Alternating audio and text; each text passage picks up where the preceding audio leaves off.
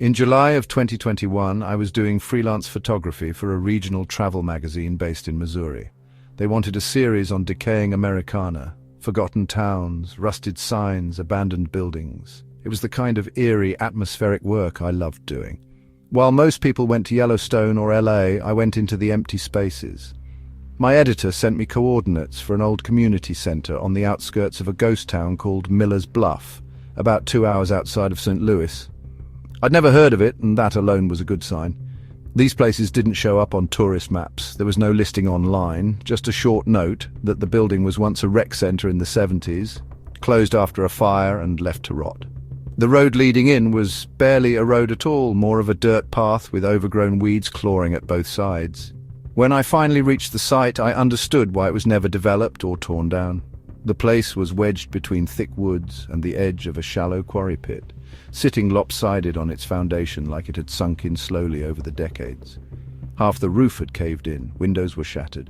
But there was something about the silence that made the air feel heavier, like sound didn't quite want to stay there. I parked and started setting up my gear, walking around the perimeter for shots of the exterior. Most of the graffiti was the usual: tags, names, faded spray paint, but one word stood out. It was written over and over again near the old entrance doors: waiting. Not stylized, not colorful, just scratched in with something sharp, maybe a nail or broken glass. That should have been my first warning. I pushed the door open and it groaned like it hadn't moved in years. Inside was worse. The floors were warped, parts of the ceiling drooped like wet paper, and the smell, stale wood, mold, and something faintly metallic, settled deep in my throat.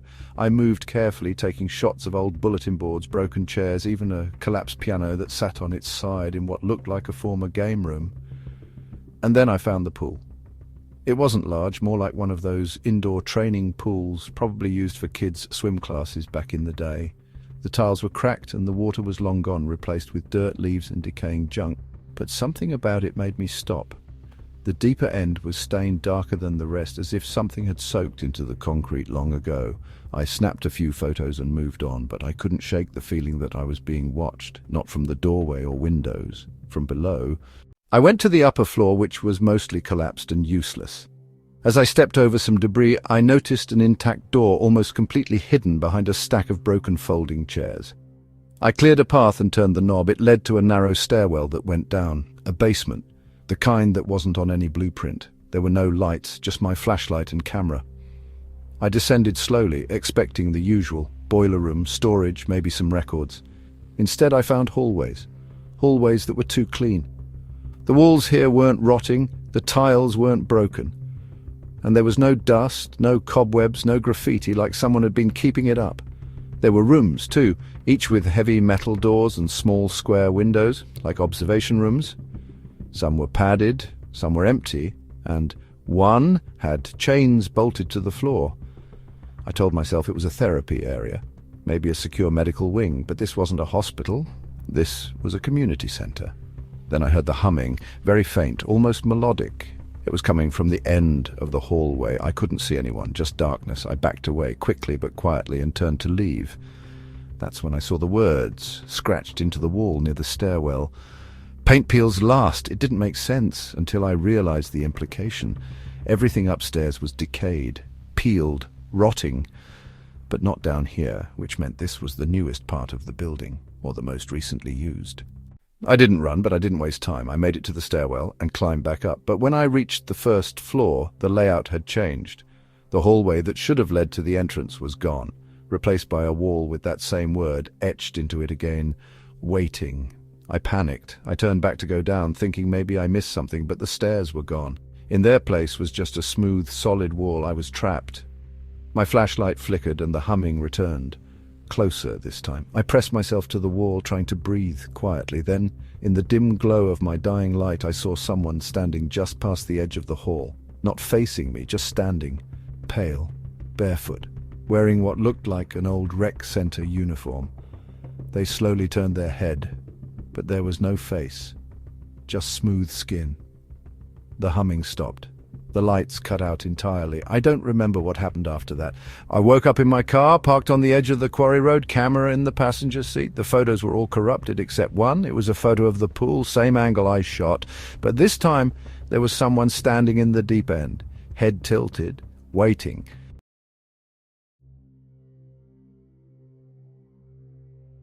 In February of 2022, I was working as a freelance location scout for an indie horror film shooting in Detroit, Michigan. The director wanted something real, gritty, atmospheric, untouched by time.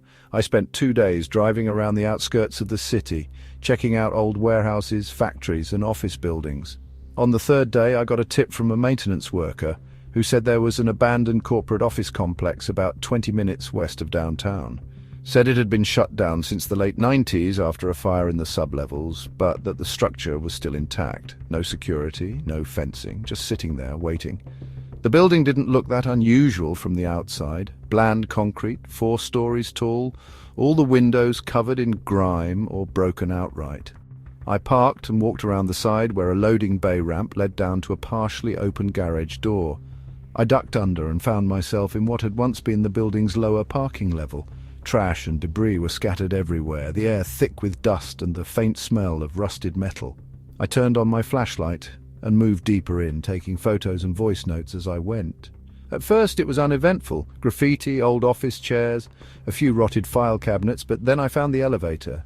It sat at the end of the hallway, its doors slightly ajar, revealing a gap just wide enough to see the shaft beyond.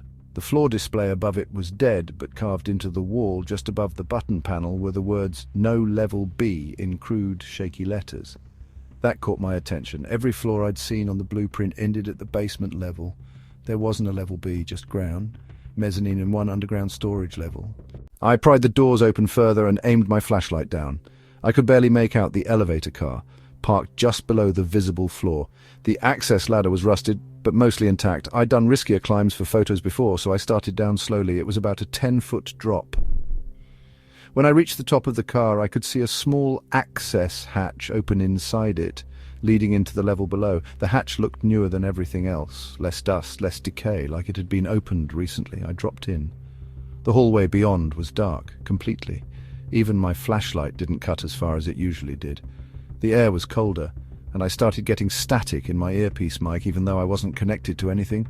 I walked forward slowly and started noticing details that didn't make sense. The walls weren't like the concrete ones upstairs. They were padded like a soundproof studio or holding cell. The lights in the ceiling were covered with thick black tape, like someone didn't want them to turn on. On one of the walls, scratched deeply into the padding, was a phrase I'll never forget. "We were left here to listen." That's when I heard it. At first I thought it was my echo, just the soft shuffle of my boots on the tile. But then I realized the sound was ahead of me. Not behind, not my own. It was the sound of someone mimicking my steps. Deliberately, one for one, but never exactly synced, always half a second behind. I froze. The sound continued for another 3 steps and then stopped. I turned off my light. I stood in total darkness, listening. Then I heard it again, closer. A single breath. Not mine. Not mechanical. Just soft and shallow, like someone trying not to be heard. I flicked the light back on. The hallway was empty. But now, on the wall just to my right, something new had been written. It hadn't been there before. It was in smudged charcoal. "You're in the tape now." I turned and ran. I scrambled back to the elevator car and started climbing the ladder, but when I reached the top, the shaft was sealed.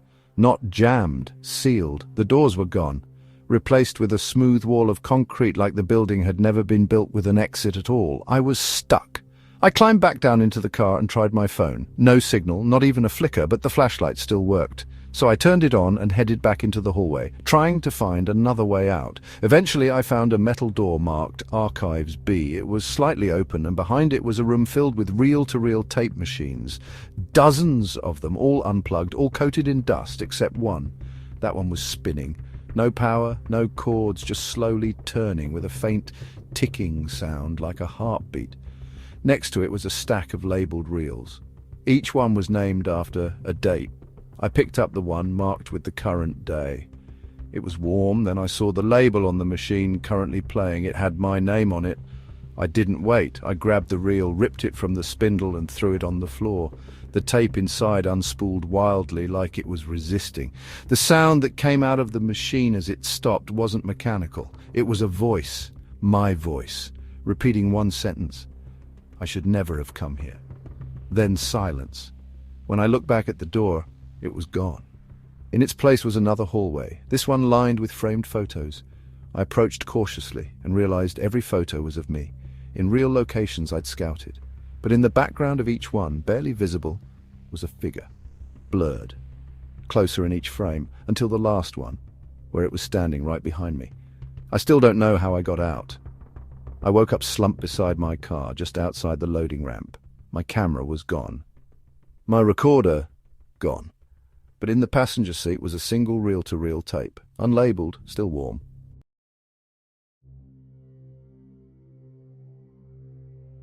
In September of 2020, I was driving through rural Pennsylvania for a writing retreat I'd booked near the Allegheny National Forest. I was behind on a deadline and needed isolation to clear my head. I'd taken back roads for hours when a detour sign rerouted me off the main path. My GPS lost signal somewhere after I passed through a small town called Ashcroft.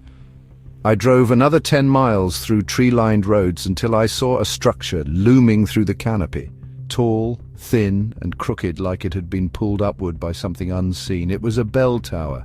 Tall brick, no church attached, just the tower itself rising out of an overgrown lot surrounded by rusted chain-link fence. I should have kept driving, but something about it made me stop. The fence had a gap where someone had clearly bent the metal wide enough to slip through. I parked along the roadside and grabbed my camera, thinking I could write about it later, or at least use it as inspiration. The yard was silent, almost unnaturally so. No insects, no birds, not even wind, just stillness. The bell tower had a crumbling stone base and an open wooden door, half-hinged, like it had been broken from the inside. Inside was a winding metal staircase that looked far too old to trust, but I climbed anyway, each step groaning beneath my weight. The smell of damp wood and rust grew stronger the higher I went. About 2/3 of the way up, I reached a landing with a narrow window. I looked out and saw nothing but trees. The road had vanished behind the overgrowth. I kept climbing. Near the top, the stairs ended at a trapdoor. It was surprisingly intact, a brass ring fixed into the center. I pulled it open and hoisted myself into the top chamber. It was a square room, maybe 10 feet wide, completely bare except for the giant bronze bell in the center and a ring of dusty windows.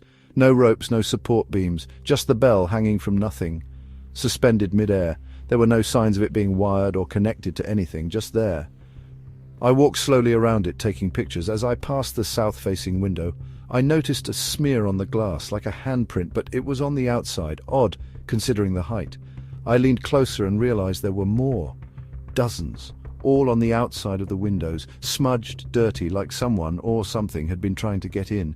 Then I heard the bell. It rang once. I jumped, nearly dropping my camera, but it hadn't moved. No swinging, no vibration. Just a deafening single chime that shook the walls.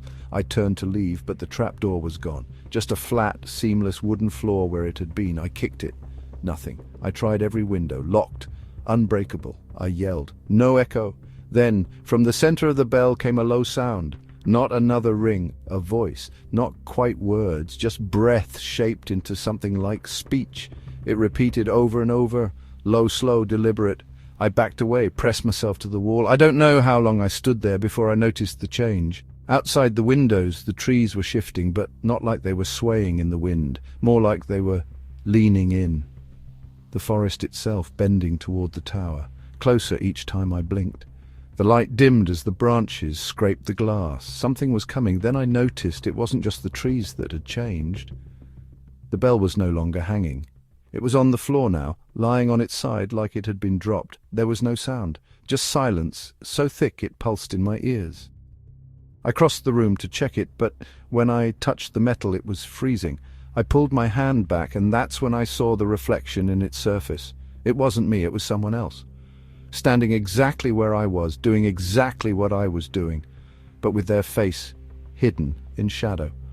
The reflection's hand stayed pressed against the bell even when I moved mine away. Then it smiled. Not slowly, not creepily, just a wide, too perfect smile, like it was pleased I'd finally seen it. I backed into the wall, heart racing, not knowing what to do. That's when the bell rolled. It moved an inch, then another. Then it began dragging itself toward me.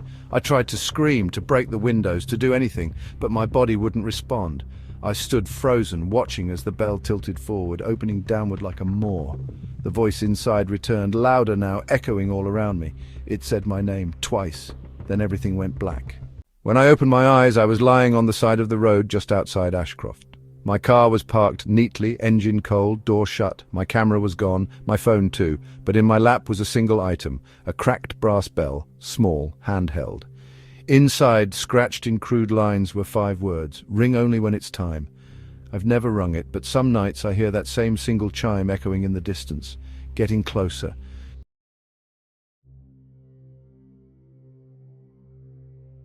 Abandoned buildings don't stay empty. They collect stories, echoes, and sometimes things that were never meant to leave. If these stories gave you chills, don't forget to like, share, subscribe, and hit the bell icon, because the forgotten places aren't always done with us.